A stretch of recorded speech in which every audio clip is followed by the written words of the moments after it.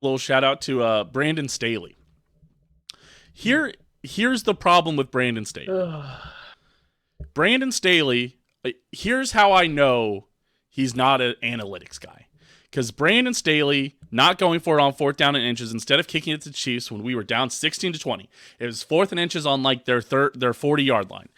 He's so scared because he lost that game last year when he went for the fourth downs on all the fourth downs that he should have. And everybody highlights the 3 or 4 that he didn't get, even though he had on the drives that the Chargers were scoring on, he was converting like 3 or 4. He was converting a lot of fourth downs. He maybe went for, I feel like, 10 times in that game, and he maybe missed 2. It certainly felt like it. Right, and he maybe missed 2 fourth downs, and everybody freaked out. And this is how you know he's not an analytics guy. Because if you ever start to doubt yourself when you have a winning strategy because it wavers, then it will never succeed. The thing is like if you start counting cards in blackjack, right? The thing about counting cards is it takes you from, if you play perfect blackjack, you have about a 48 to 49% chance to win against the dealer. You will probably lose money over the long run, but you'll have fun. And that's a fourth down strategy for a lot of NFL teams.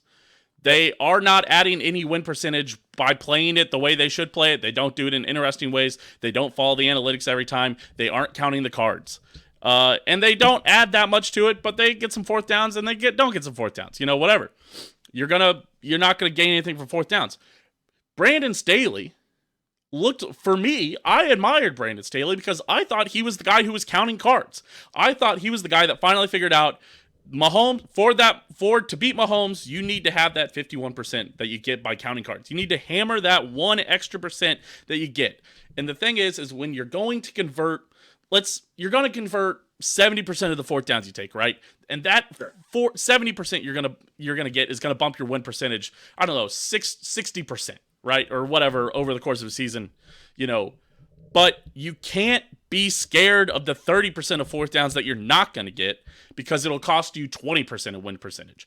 And now he's done that. Now he's scared because he lost one game like that.